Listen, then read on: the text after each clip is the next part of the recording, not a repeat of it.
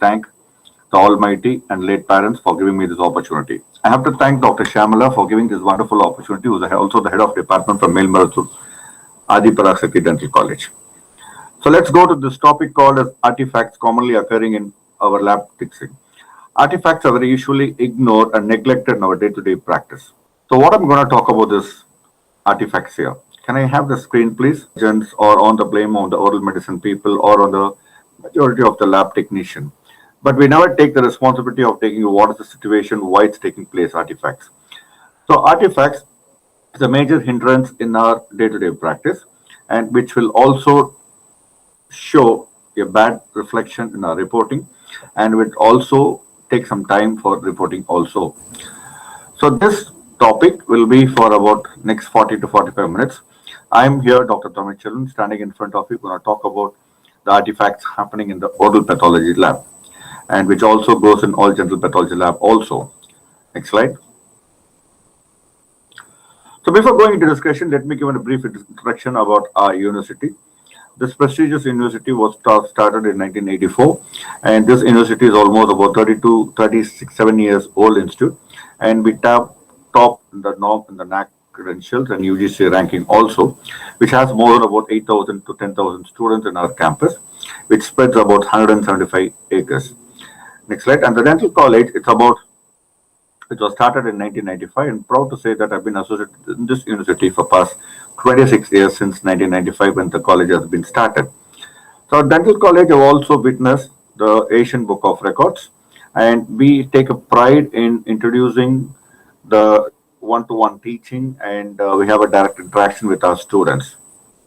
Now going to the topic, when you go to the topic about the artifacts, which is very commonly because we have to see that how it starts up.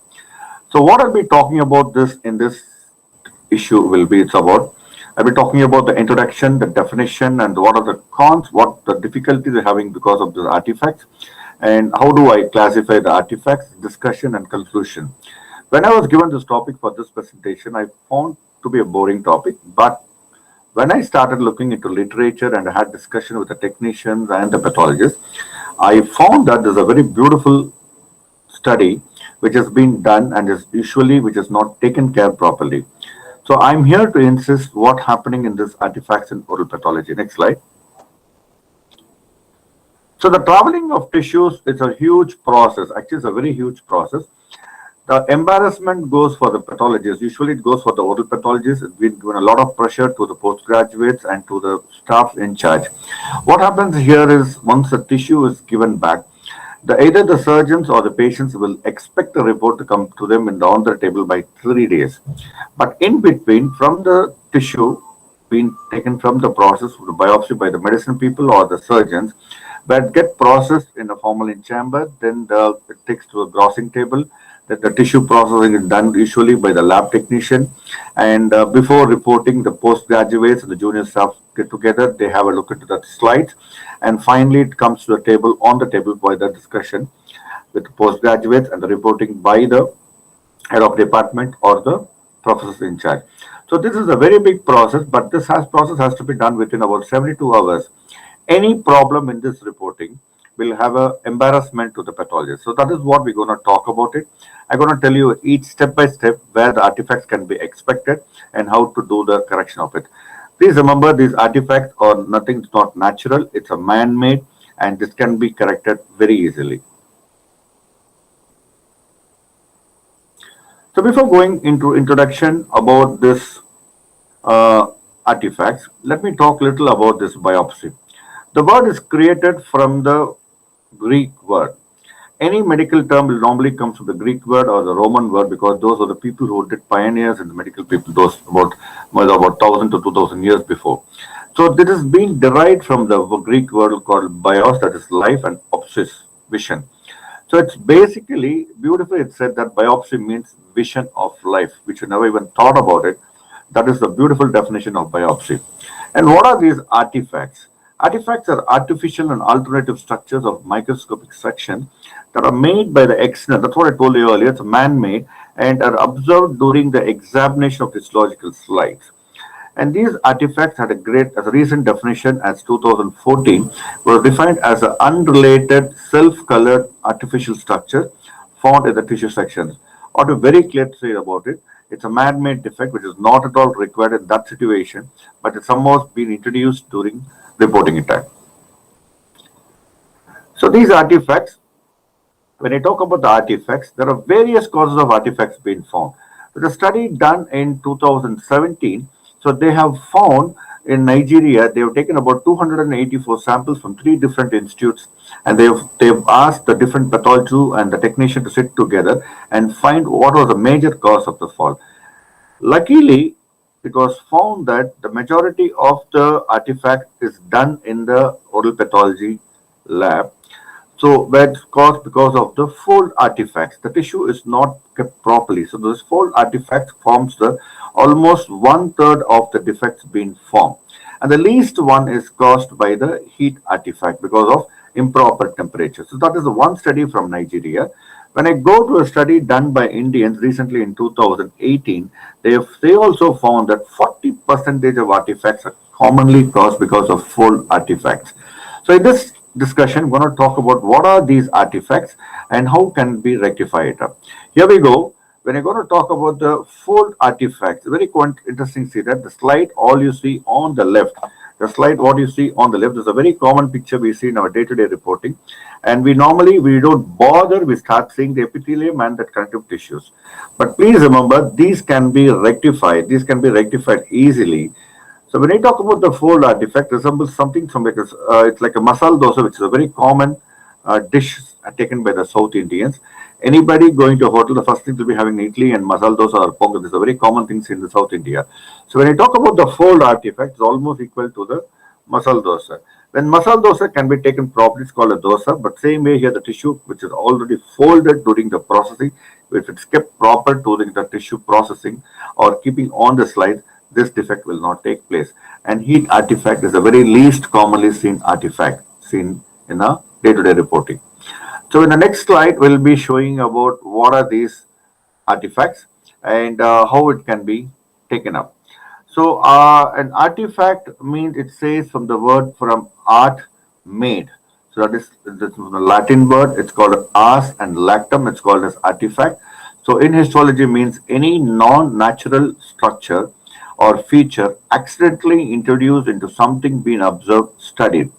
So according to Bernstein, artifacts refers to an artificial structure or tissue alteration on a prepared microscopic slide caused by some extra-osseous factors. That's why it said that these have all been introduced in our lab on a day-to-day basis. Okay, what is the problem? I see a lot of artifacts in my day-to-day practice. I'm not bothered. I'm able to do the diagnosis properly. There we stand the structure here. What will be the problem? What are the cons of artifacts and how it's going to embarrass? I'm going to talk about here. Normally, it can confuse with a pathological structure or a normal structure. The compromise on the accurate diagnosis can happen, and an alternation between morphological and cytological structures can be completely changed.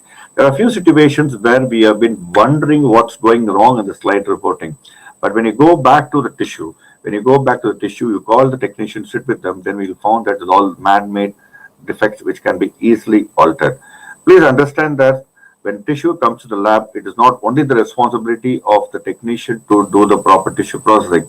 To be very honestly saying that each step should be monitored by a postgraduate or a staff in charge of the lab so that the tissues doesn't have an artifacts improper.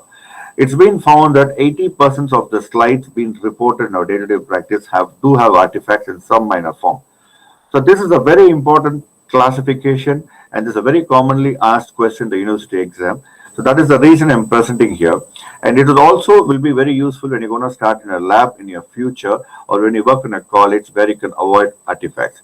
Because these slides, when they go for a second opinion to another college from your institute, another institute, if there are a lot of artifacts, the name will not be good on your institute. So my humble request is that the technicians or the doctors should concentrate more on to avoid these artifacts.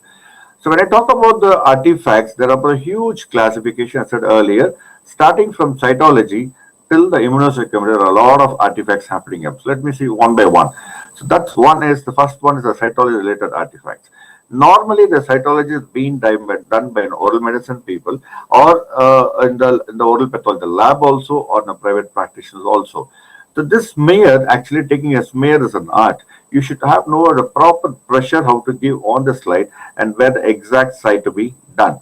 So if the clinician do a very slight smearing on the tissue, that's what you have called as a superficial smear. When enough pressure is given on, more pressure is given with along with saliva, when it gives on the slide, then you have the tissue problem called as thick smear here. And also there are reasons we have an inadequate fixation because they wouldn't kept in a proper alcohol, and there are problem of tissues being kept in saline, which we'll talk about later, and improper staining and mounting can also cause all these cytology related artifacts. Yeah, where you come to very interesting artifacts. There, the artifacts said earlier, the tissue can problems can start from the surgical aspect also. The oral surgery surgeon's department or the oral medicine can also cause the artifacts. So here I'm going to show a few examples the tissues been reported and how it can be avoided. So it's a high time when you have a problem, you call the surgeon or the medicine people, show them the slide and what is happening so that they will also understand and they will not repeat. This is a very, very commonly reported artifacts in our day-to-day practice. It's called an injection artifacts. This happens because the postgraduate or the doctor will try to inject a local anesthesia into the biopsy site, which causes the bleeding with extravasation and separation of connective tissue with vacillation. Anybody seeing into the slide, when it's kept for an exam, for example, the first conclusion will come to be of something of a vesicular bullous lesion. So now we can understand how an artifact can give an embarrassing situation or how difficult to be found during the reporting. So this is a very important artifact called an injection artifact, and this can be avoided by the surgeon, insisting the surgeons to give local anesthesia around the tissue but not into the tissue. And during the cytology, this we normally see some specks happening here and there, and we may be confused with some maybe some bacteria or some virus happening inside the tissue. It can also happen in the biopsy or in the cytology. So this is called as because of the starch powder seed in the glove, and this can be easily avoided by not handling the slide or the tissue with the glove powder. So it appears as a small and blue colored spherical nucleus appears here. And squeeze artifact is the other thing which has been seen on the oral on the surgeon team here. Here, what they do is usually the surgeons might take a tooth tooth forceps and they try to hold the forceps, the tissue, and try to cut it down during the biopsy procedure. So this will cause and the squeeze artifact here, and the cellular details they become not that clear, and they become it becomes you have the lot of hemorrhage happens, splits happens, fragmentation takes place. There are cases where the case has been reported as a pseudocyst also because of this improper holding of the tissue. So it's called a squeeze artifact. The cellular details and nuclear appear completely dark, stained, and disordered. How can it be avoided? Very simple. It can be avoided placing a suture within the mucosa or doing a non-tooth forceps. But there also a complication happens, which I'll see in the few coming slides. Fulguration artifact, it's very, it's normal. It is also seen during the tissue in the taking place in the zone of the this happens in the laser. Normally, when you do a biopsy in the laser, so any time any PG or a doctor seeing the slide can report it to the of pemphigus because there's a detachment of the slide of the tissue epithelium from the connective tissue. So this is called as fulguration artifacts, and this happens because of the excessive heat being produced because of laser cutting of tissue or electrocortical thing. So that is the reason you should insist the surgeon to mention what type of tissue cutting was done. It was done by manual or was electrosurgical or by the lasers.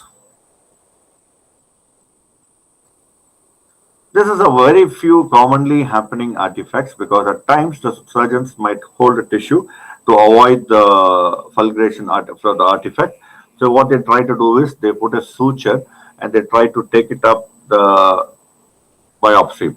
What happens here? At times the tissue might also get introduced into the biopsy site. And when you see that, you see it completely a foreign type seen in the histological section. But these artifacts can be easily rectified because by asking the surgeons not to put a suture or to avoid the entrapment of suture into the tissues. This is a very commonly seen this because of punch biopsy artifacts. But there are situations where the punch biopsy artifacts is very much compulsory needed, especially during the SMF cases and when you want to do a multiple biopsy sites. So here what happens is this punch biopsy artifacts takes place. It's mainly it causes what are the artifacts being caused? Number one, 16% has crush and fragmentation takes place and have hemorrhage, and these artifacts will be a problem during the orientation. When you get a tissue like this, which is completely torn off with a lot of crushes, the technician will have a real problem in layering of tissues.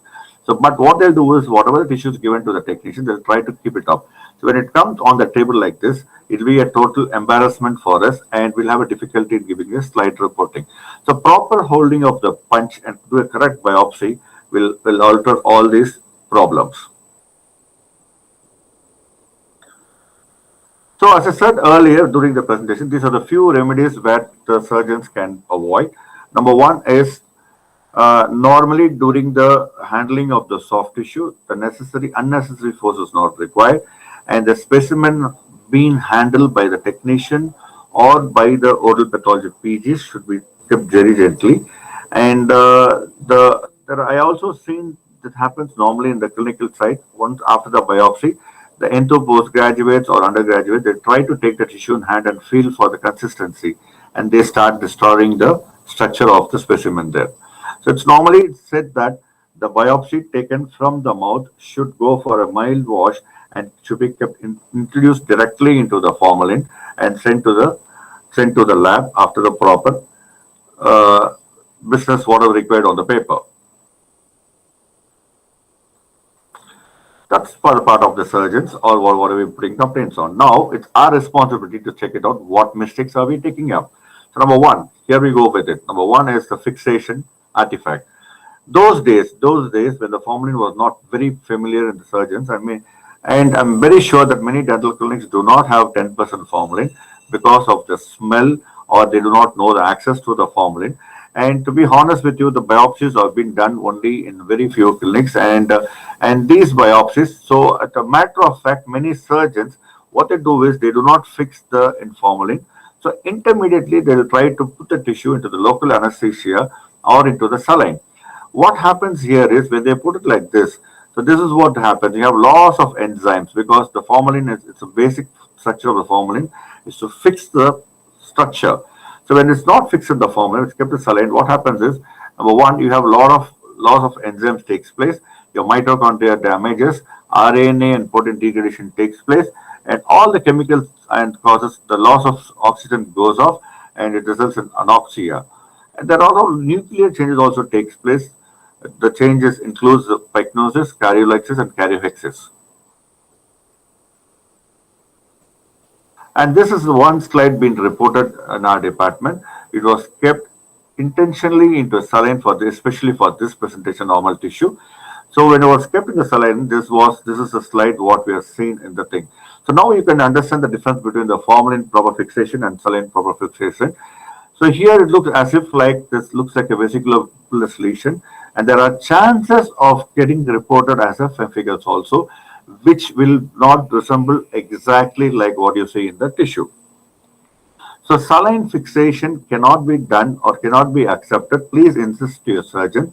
It is only the formalin which is responsible agent till now for almost for 50 to 60 years the formalin has been followed, and please ask your surgeons or your clinicians to fix only in formalin. And this is a very commonly seen the formalin pigments. And these formalin pigments here appear as a brown-black amorphous microstructural granules in tissue section. And these are very commonly asked your short notes in your university exams. And the formalin heme complex takes place, which appears as a brown-black amorphous to microcrystalline granules in the tissue section. And how to avoid it? So I have to avoid it with a proper fixation of formalin. Next slide. Mercury chloride, which is present in the fixatives, usually also can produce the dark brown granular deposit.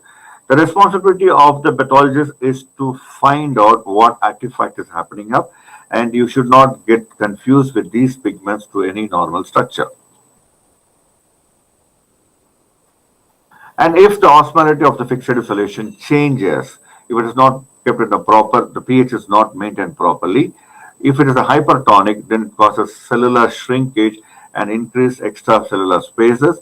And if it is a isotonic or a hypertonic, which you see on the left side, we have this swelling of the cell. The cells goes for a swelling. So this is what happens with the normal tissue here, and this is what happens in the hypertonic solution. So please remember, even a fixative solution can cause us problems. And from there, you would go for a processing, and there's a process where we try to keep ice cubes. We keep the ice cubes along the tissue to produce for the tissue to get properly fixed in the wax embedding procedure and for it to cooling down. So if the ice crystals, if it's over freeze or over kept, what happens goes to an artifact called as ice crystal artifact. Because of the ice freeze artifact. When you see like this, looks like as if like the cholesterol crystal. It looks like a cholesterol crystal, but this is results from the slow freezing of tissue, inoperating quenching techniques, or the selection of the tissue sample too large to permit the rapid freezing. So it appears as an intracellular clefts in high cellular areas, and it also resembles like a cholesterol crystal. Streaming artifact is another one seen due to the diffusion of unfixed material to give a false circulation by coming. So this is a very, very rare artifact, but this also can happen like this. This is another artifact. It happens. It looks like a Swiss stitch holes in the epithelium. You can see the Swiss stitch of the epithelium. This is caused by the freezing artifact here again.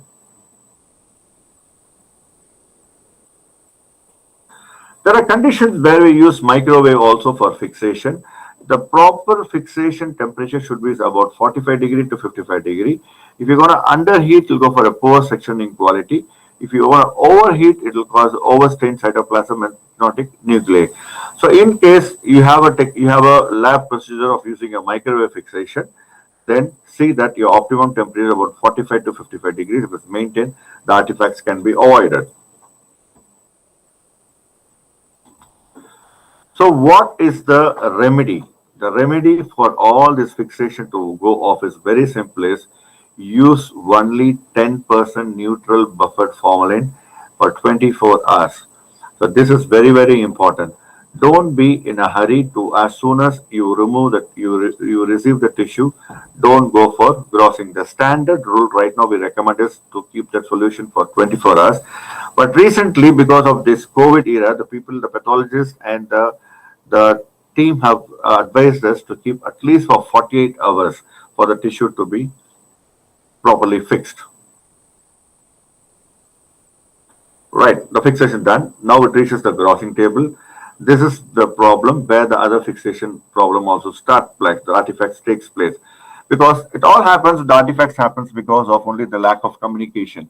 Either the postgraduate will not contact the staff, or the staff will not contact the PG, or there will be an ego problem between the PG and the staff. The grossing defects takes place, the artifact starts, everything here. Now, my sincere advice is, when it comes to a tissue, there should not be any ego between the doctors or between the technicians. The tissue should be respected as our worship, and the things to be done properly. So the handling of the specimen is very, very important. If you get a small specimen or you get a large specimen, this is the problem will start here. The specimen on the left is too small to be processed.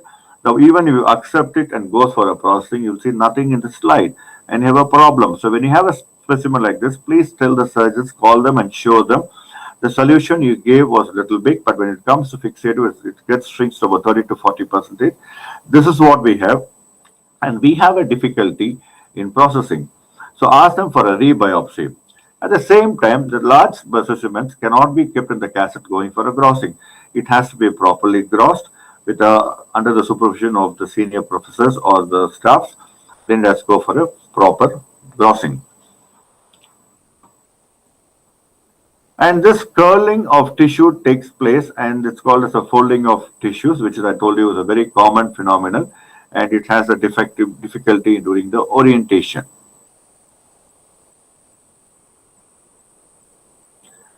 When you get a large specimen, there is a technique of using inking Indian or gentian violet ink along the borders so that you will know the periphery of the tissue.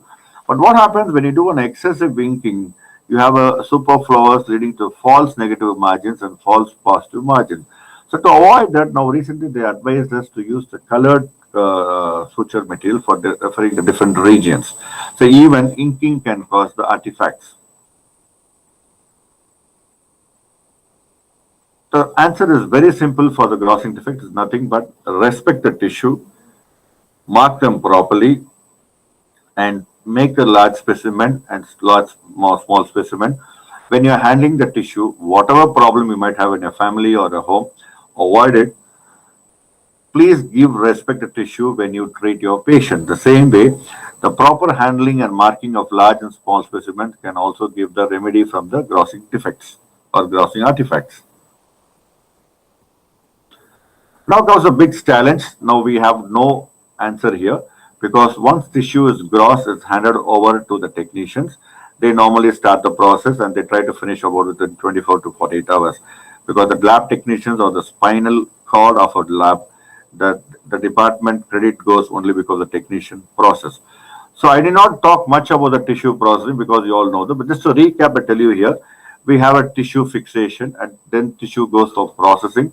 Then they get embedded in the wax. They go for sectioning in the microtome. Then you have the slide staining, and we go for the staining images. So this is the process takes place in tissues. Let's see what problem takes place in the various procedures. Here, if you don't do a proper dehydration, say for example, if I do a improper dehydration, that is too long treatment and higher concentration of alcohol, results in the high degree of shrinkage of tissue and is referred as shrinkage artifacts. The shrinkage artifacts take because of excessive heating. And what will I do that if I do that, if I get like structure like this? Yes, you can always rehydrate the tissue section and repeat the process. Very simple. When you see an artifact that send the tissue back here, the technician will rehydrate the tissue section and repeat the processing. So the temperature maintenance and rehydration technique is very important.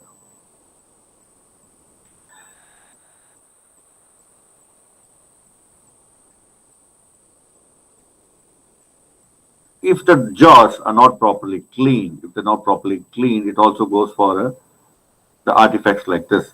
Prolonged treatment of xylene will make the tissue brittle and they will lead to the crumbling and crystallization during the cutting.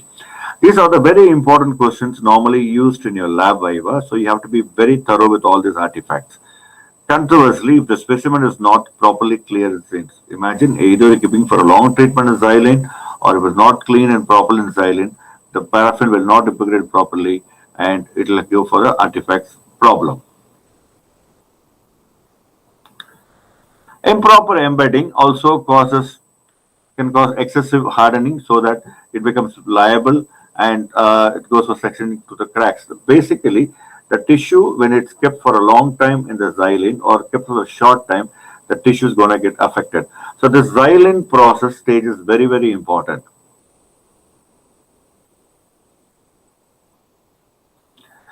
The thing what you see on the left is a very common scene, and any first year postgraduate will think the section as a squamous cell carcinoma. They'll say that, sir, you can see the connective tissue epithelium, nothing but it's called as orientation artifact. The tissue is not kept properly, or if it is not positioned properly, if it is folded, which you taught earlier, the fold artifacts can also cause this orientation artifact. These are all easily avoidable,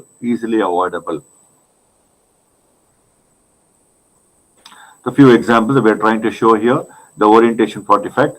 On the slide on the left, we don't see the epithelium at all because the tissue was not oriented properly. So we advise the technician to go for a reorientation where you'll see the epithelium and the connective tissue together.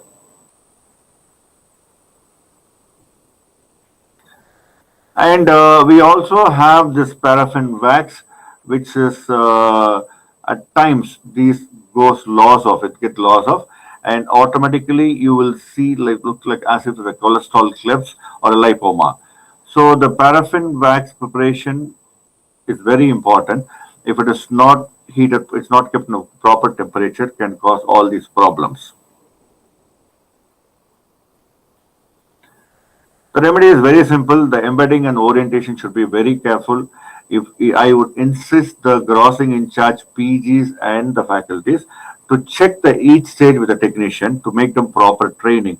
And when the slide goes for a wrong artifact, you can always call the technician, and the staffs and technicians can sit together and tell them what is the problem happening during the dehydration cleaning.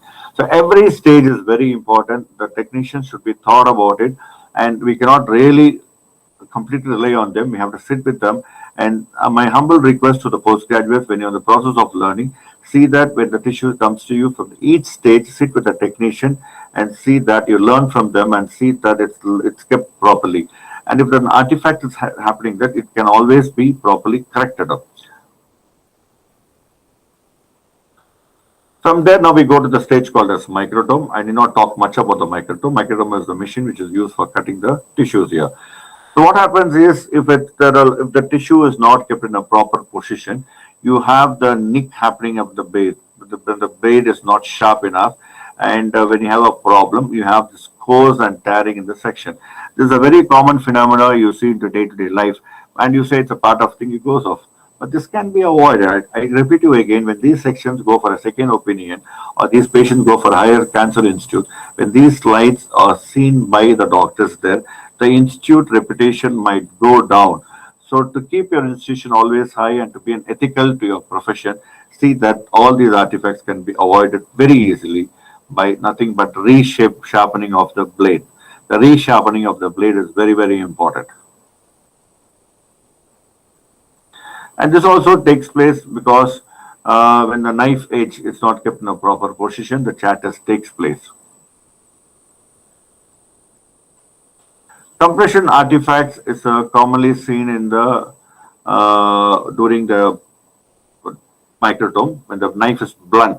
When the knife is blunt, you have this problem that's called as compression artifacts. So when this case comes to we also have a complaint of, we might think it's because of vesicular bullous lesion. So all this can be avoided easily by proper positioning of the knife. Venetian blind artifact is a very commonly asked question in the Viva. They might ask you, the slide on the left is the Venetian blind, the slide on the right is the tissue, which resembles exactly the formation of the Venetian blind. So what happens is this is because of the vibration in the paraffin blocks, which can be easily avoided. Moth-eaten effect occurs because of excessive trimming of the paraffin blocks with a greater thickness. If the thickness is too big, this is what happens. You have looks as if like a moth-eaten effect. Alternate thin and thick sections are produced when the wax is too soft for the tissue and block or blade is too loose. These are all small things which can be easily corrected. Remedy is very simple. The blade should be sharpened properly and the technician should be trained enough for cutting, which is a very important process, and the knife should be kept in a proper position. From there, we go for the water bath. You might ask me the question, what is the problem of the water bath? Also, we're going to keep the tissue for there for some time so that all the wax will come down. Then I'm going to go to the slide. What is the problem happening here? I'll show you what problem happens here. We have a condition called as air bubble entrapment. If the tissue, if the water, there are chances of the water bubble getting entrapped the tissue, and we're wondering what is the different structure seen in the tissue. And we also have a very interesting structure called as floaters artifact. The slide here shows you that irresponsible or the tissue which is not related to that slide, that area can appear there because when the wax bath is not properly clear, imagine previously we would have done some thyroid carcinoma, and that leftover tissue can come and join in our tissue, and we're going to go with and we're wondering it may be a secondary neoplasm or something. So these small things which is not at all accepted in our scientific literature can be avoided with the proper handling of the water bath. Use a clean water bath and proper changing of water within each sample to avoid is advised to avoid the contamination. These all or should be monitored by the postgraduates whose grossing in charge and the staff in charge to check it for every cases. Now comes very interestingly the staining artifacts. We just put it on the different solution, wait for 10-15 minutes, then we keep changing it, and finally the slide is set. Here also the artifacts can occur. Number one, if the wax is left behind, if the wax is not completely removed, you have an unstained area, So it's called as, it can result like a condition called as pink disease. The pink disease can also be a mercury related disease. So that will show that incomplete and partial staining in that of an area. And artifacts related with the eosin, you can have either pale or excessive staining of eosin. So if the eosin is not properly maintained, this is what happens. Same thing goes for the hematoxin. If it is not maintained properly, you can have a blue-black precipitate, and you can also see in the completely, you can see on the pictures a lot of blue-black precipitate and be wondering what is it. It's nothing but the artifact caused by the hematoxin. And when you talk about the hematoxin, also we have a poor hematoxin staining and excessive staining. So the staining, the protocol should be kept properly, and the proper ratio to be maintained up. The remedy for this is nothing very simple. All you have to do is you have to freshly prepare eosin and hematoxin stain, and proper removal of wax is advisable. So I've been speaking about the artifacts starting from the tissue receiving towards the staining. The last but not least, the artifacts that can also happen during the mounting. Normally the mounting is done by the technician. They talk on the phone, over the phone, and they keep mounting it up. So when this is not properly covered with the cover slip, you have air bubbles, and this is very commonly seen. The air bubble is very commonly seen in cytology, and it can be prevented by using a mounting media so that to avoid the air bubble. I said earlier, the residual wax should be removed at any cost. It should not be kept up because this can deprove the cellular details. The cellular structure will not be properly seen. Dry mounting of artifact is nothing but the section can have a brown slipping which results in the pigments, and it's a highly refractive fine cell line. This artifact can be corrected by removing the cover slip, the xylene. You see like this, all it does is put the solution tissue back into xylene, take off the cover slip and reorient it or refix it.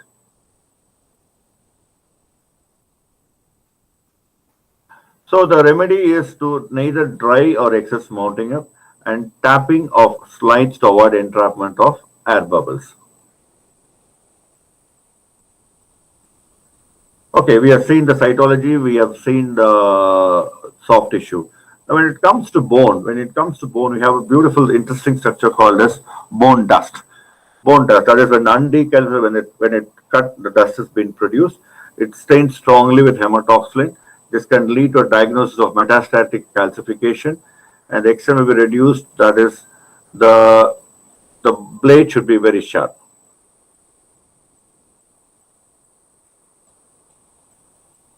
And if you're going to over decalcify or incomplete decalcification can also cause the artifaction. So it is a responsibility for us to see that the decalcified agents are maintained properly, and it's checked every day with either with your manually, with your hands, or with a pin, so that the proper decalcification takes place. Improper slide maintenance. This is a very common thing. When I go for a reporting, I always insist my PGs to clean the slide before reporting. What happens is they see the slide, they keep it on table for 24 hours. The naked dust particles starts getting deposited on the slide, and it will give like a completely, it's lost, and the staining quality will diminish. So when you clean with a tissue paper, the structures come back. So improper slide maintenance can also cause artifacts. So it is the responsibility of the postgraduate sitting for reporting to clean the slides with a tissue paper gently, so that the effective structures can be seen here. So this is how we preserve the slides, and see that every 6 months the auditing of slides is a must in your department. So now that we are coming to the conclusion part, so as we said earlier, artifacts are nothing but man-made, and this can be easily avoided. This can be easily avoided by us by very simply. So the first article on artifacts was said by Zagari et al. In 1978. From imagine about 40 years alone, they have started finding about the artifacts, and it's a highly neglected part in oral pathology. We don't really bother about artifacts because normally in life we normally avoid negativity. We start going for the positivity, but these negativity can be avoided easily also by self-made. Same way, the artifacts can be used, which is usually also with the technical and human efforts, can be avoided. So if I go talk to the surgeon saying that the mistake on lies on you, he will not agree. He or she will not agree. They'll, because nobody in this world accepts the false. So instead, what you can do is you can start avoiding this by making a proper educational pamphlet from the department, and so that it can be given to all department staff for the during the sampling process to minimize the artifacts. So this triad is like this: it's a surgeon, technician, and oral pathologist. There should not be any ego between the surgeon and the technician and oral pathologist saying that I am big, so I will not talk with you or something like that, or you have to come to me for the reporting. It is a responsibility of oral pathology to sit with the surgeon and the technician to find what is going wrong for the proper diagnosis for the betterment of the tissue, You have to respect your tissue. In Dye et al. In 1986, beautifully said that the ability of the oral pathologist is in interpreting of a biopsy correctly is directly proportional not only to the quality but also to the quantity of the specimen. So these are the references which I have taken from my department and Google Images, and these are the few articles which we followed up. This thing was very useful for the thing also. In fact, when Dr. Shamala gave me this presentation for her CD program, I was wondering what to do. But I was embedded into, to be very honest with you, I was embedded into artificial effects. I sat with the technician to find what may false. And the word I is very powerful. It was John F. Kennedy when he took the president post in the US. The whole nation was asking him what this guy is going to do because he took the post immediately after the market crash. He said one word: don't ask what country is going to do to you. Ask yourself what you going to do the country. So, as a responsible oral pathologist, stop blaming the technicians and the surgeons, saying these artifacts and all the effects happening only because of them. Take the responsibility. Start avoiding it. You can do it. It is the responsibility of the oral pathologist in the oral pathology lab to avoid the artifacts. And let's not put the blame on the technicians or the clinician. This is the problem. So John F. Kennedy was a great man. This is what he said: ask not what your country did, ask yourself what you can do for your country. The same way, I will tell you, tell you that please don't ask your college or management or your staffs saying that what you'll do for me. Instead, you ask yourself what you're going to give it back to your institute, what you're going to give it back to the oral pathology, and how we're going to bring oral pathology into your day-to-day practice, and how we're going to make earning in your oral pathology. A proud guy. I was supposed to be an oral surgeon, but took oral pathology. Now I don't regret being an oral pathologist because I bring oral pathology into my day-to-day practice, and I see a lot of dentists referring cases to oral pathological specimens to me. And a proud thing that we have saved a lot of people because we're able to diagnose at an early stage. Please do not compare yourself with any other clinician or any other sector. You have become an oral pathologist because you're going to do something for society. So let me thank my team. My team is a team of, we have about 8 staffs and 6 postgraduates. And the postgraduates are my strength in the department. They take care of me very well. And I have to sincerely thank this whole team for giving this opportunity. So that's our strength. These are the postgraduates who are the back warriors, and they take the battle every day. They take all the humiliation, and they give the credit to us. Thank you, girls. And let me thank Dr. Joe and Dr. I of third year and Dr. Aisha of second year. And I also have to thank Rachel for sharing the screen. And let me thank, as usual, my management, my faculties, my staffs, and last but not least, the Almighty and my late parents who are standing with me for all the support. Thank you so much. Have a great day.